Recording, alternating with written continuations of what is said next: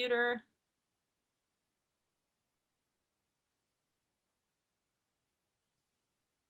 All right, I think we're recording now. My name is Francesca Frank Altamura, and I'm a New York-based curator and organizer in conversation with San Diego-based artist and researcher Dr. Pinar Yoldas, who is participating in Control the Virus Volume 3, a year-long digital exhibition curated by Martin Mayorga and Vanessa Morel, founders of Dad Eagle Art, and Zaba Jabbar, artist and founder of Her Visions. Welcome, Pinar. You look cool as hell. Hi, um, thank you. I'm so thankful that we found time to connect. I know our schedules are crazy with you being in San Diego as, um, doing everything in the books, including showing exhibitions, researching. So it's great. I'm glad too. Can you begin by describing the origins of your work for Control the Virus 3, which is Super Mammal, which conceptually began for you in 2007? Right, it's actually a very old project, and you can see how it kind of looks like in 2018 in the background here. And I'm also wearing super memory glasses. This is the prototype. So if it falls apart while I'm talking to you, it's because the glue isn't dry yet, but there are hinges. So it's the project about, biological essentialism and what it means to have or possess certain features or not to have certain features just based on your, morphological traits. And I was really interested in understanding gender and understanding, gender identity and queerness and all of that, and how that kind of intersects with science in a way. And then it's a completely biased picture, looking at, based on which era you're looking at. Biologists or scientists could tell you something different. But then I discovered that, all fetus, I think this is the very beginning of the project, so I'm jumping to that right now. I discovered that all fetuses, all embryos start off kind of with female genitals, but then after week 13 or so, there's like a flush of testosterone, which then, kicks off a differentiation event. And that really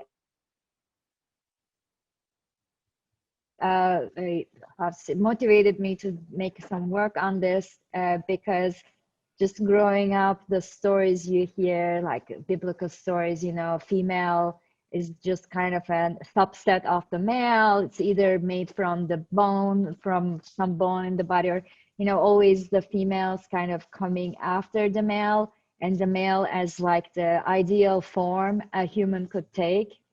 You can also see examples of this in, I don't know, all kinds of different places like comic books, etc. Like think of Dr. Manhattan, right? Like the perhaps perfection of humans. So I was like, oh, okay, this is kind of troubling. And I imagined a creature, hopefully genetically modified, that possesses all kinds of genitalia and all kinds of sexual organs, secondary sexual traits. So the question I wanted to ask was, what if, some bodies, human or non-human animal, express gender traits or sexual traits that belong to both sexes? And if it's just this big mixture, kind of an array of, I don't know, different penises, different boobs. The one behind me is super mammal, so this is just like a lot of boobs. And I was then asking, how would it change our perception of, this body? Like, would we call it male? Would we call it female? I guess my attempt was to push it to a limiting case where I really complicate the recognition detection of gender in a body. And by doing that, I wanted to really create a platform to talk about biological essentialism. Um, when we were preparing for this conversation, you sent me a text, Three Perspectives on the Future of Intimacy, #2, which you published in Speculative. That was edited by Zach Blass and Chris O'Leary in 2011. Can you speak about the importance of this text in relation to the work. To me, it was very informative also of your personal experience, but from what I understand, that's not so intertwined with the work. But yeah, it'd be good to hear more about that. Yeah, so this is something I've been doing actually as kind of a methodology in my art production. I really think about the context in which, like, I come up with the form, right? I usually start the formal research after I bump into a topic that interests me, such as this, transformation from an all female kind of embryo to a more male characteristics in the mother's womb, right? And I start with that, and then I carry on a research process, but narrative context. And I wrote 3 or 4 short stories from different people who encountered super mammal, the creature. And I don't know which one you read, but one of them, I think the most successful one is a woman, is the story of a woman, maybe mid 30s or early 30s, I don't know, who was recently dumped, who went through a breakup because his partner decided he's gay, her partner decided he's gay, and so she was dumped and she was very confused. And she receives kind of an invitation to a kind of a play experience, sexual, I don't know, a gathering, which is called, I think, a super mammal treat. I forgot the name I gave for it. So she packs her organic lubricant and, some kind of cleansing products, etc., and goes there. And basically, what happens is it's all the people who sign up for this, and then super mammal there. So it's a sexual intercourse between super mammal, which is a very long creature with a lot of genitals on it. So the genitals are, proportionate to human genitals. They're not tiny little penises. It's like a really big creature. And then all of them basically interact with this animal or non-human animal, and it's this very interesting sexual experience. I was drawn to this story because it's you know um, transgressive in so many ways. There's like animal human sexuality in it, because we tend to, as humans, we tend to write off anything that doesn't look like a human as animal, although we are animals ourselves, like thinking of Linnean taxonomy, we're the same with those, but we have this very strong kind of us and them going on. And I was wondering if there was a creature that possessed human organs, human genitals, would this, how human that creature would be, like what would we consider this creature to be? Would it be like a freak of nature? Would it be something accepted? Would people want to touch it? Would people want to exploit it? So that's the story of super mammal. And then there are other short stories that kind of back up the context. For instance, how was super mammal first generated, created? It's the story of a scientist. And then there's another story that basically shows us how Superman was kept, and how this other person, I think it was a guy in this scenario, discovers it. So yeah, that was a group of stories together with the sculptures I was building, because while I was thinking about the context, I also kept it creature like the one in the background. Is it going to be something more radial? Is there going to be radial? Is it going to be, like us, there bilateral symmetry? So I was thinking about how this would manifest itself. And I was also working on the game, which is what I'm actually showing in a month for Control the Virus.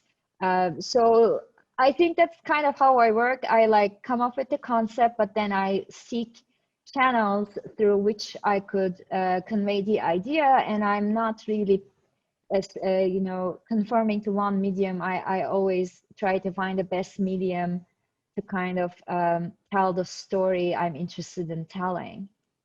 Yeah, it seems like your methodology, as you're saying, is a combination of things, the writing, the conceptualizing, but also the interest in just, say a topic as expansive as bioessentialism, which I assume you've done a buttload of research for, also because you're an academic in um, you know in your life as well. So that must really go to informing these works, which I think is so fun that at one point you had described as because it's fun, and the work Super Mammal is really fun. It's an interactive game.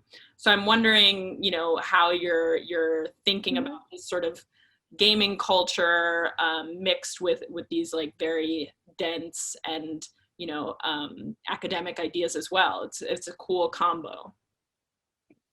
Yeah, exactly. And I think the gaming world or the community is also shifting and changing and evolving what I would call in a better direction. So I'm really happy to be a part of it. I have to say there is definitely a delay about like a decade since it may be more than a decade since I came up with the idea, and there were some attempts to implement it, and I'm so happy that it's finally out in the world. So in my background, there's a little kind of opening, which you'll see in the splash screen of the game. It's basically, the player will be collecting body parts, and some of these body parts will be considered neutral, like lips or, butt cheeks, buns, and some of them will be considered more female or more male. For instance, the penis would be representative of the XY, right? And a labia would be representative of the XX. But of course, there is just so many different varieties for it. So we have kind of a circular any body parts you collect, and what gender they are typically associated with. Your gender, your kind of label will shift. So I think that was kind of my way of wanting asking people to think about this in ways they haven't done it before, because I think that's like the really beauty of the gaming platform, where it's not text, it's not film, it requires action, and it tickles different parts of your brain. So I find it like a very fascinating medium to work with. Wait, so would you recommend while we're playing to sort of focus on body parts that you want to collect, or is it very much about just collecting them all, as in like, a snake? That's obviously the first connotation that you think of with that type of game. It's like a snake game. Yeah, exactly. It's inspired by the Snake game. If anyone in the audience remembers the Nokia phones of like 90s, Oh, that was the one game, and that was also the only game I could play because I'm not a good gamer, I have to say. I die very quickly, and I'm always like freaked out and I'm nervous. So if you're like me playing this game, you might just want to focus on survival. So you will just collect whatever is on your way, because you will die. I mean, the first, actually there are three stages. One is a smaller board, bigger organs, more detail, but goes faster. And then there's a bigger board where it's kind of easier to move. So depending on like what kind of a gamer you are, I think you would either be selectively choose boobs only, or you would be like, okay, whatever it is, penis, I take it. Buns, I take it. Lips, I take it. So it's again, it's just kind of a fun way and a kind of a short, playful way to bring these bigger, deeper questions to the surface of our thoughts. I'm curious to know, what was your technical hand in developing the work? Well, I did multiple versions of this back in, I think, 2009, 2010 in Unity. So I kind of knew what I wanted to use, which was Unity. And Unity has grown a lot ever since. And I did work with a programmer, but there was a lot of troubleshooting and planning. So, whenever he fell short, I helped. But it was mostly planning together. with Ivan. So I'm sending Ivan a hi, Ivan, from here, and my wonderful team at I think we call it Yoldas in the hub or something. But I had some of my students who wanted to work on gaming, so we were working on a different game before Super Mammal about ocean pollution called Hollow Ocean.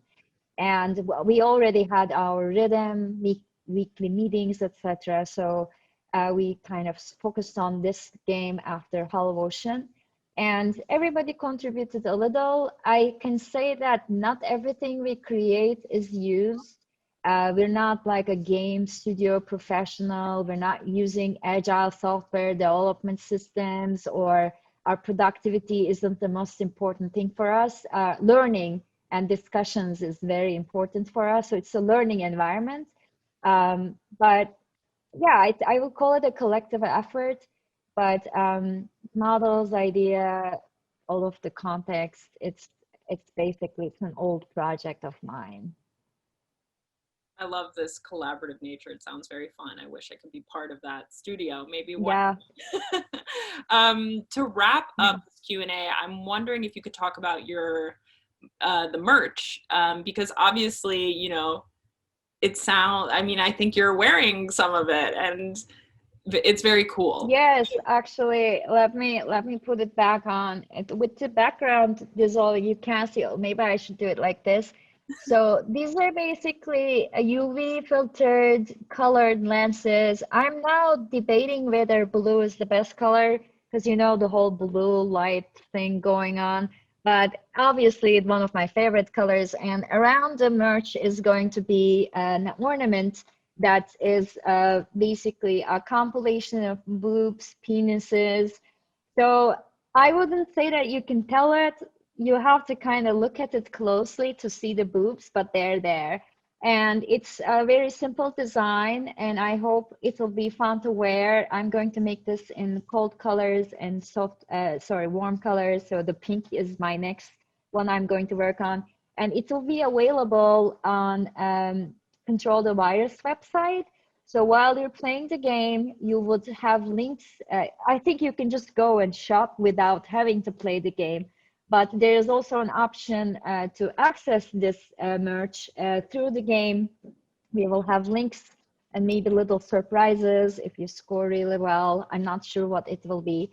But yeah, I'm most excited because I was always kind of, giggling to myself because it's literally a lens to look through and it's like full of boobs and penises. So it's a good frame, I would say. That's honestly some hot girl summer shit. I'm like super excited to get a pair and rock them. Um, Thank you so much for taking the time. I want to say to wrap up that super mammal Of sounds like course. a hot being. Um, Dicks and vaginas and lips and all those things like sounds super cool. Yeah, thank you for Yeah. your time and Yeah, fun body parts. I'm glad we all have them, and I hope anybody who owns a set, a pair, should use them, and enjoy them. These are like best parts of being a human. So that's my wish.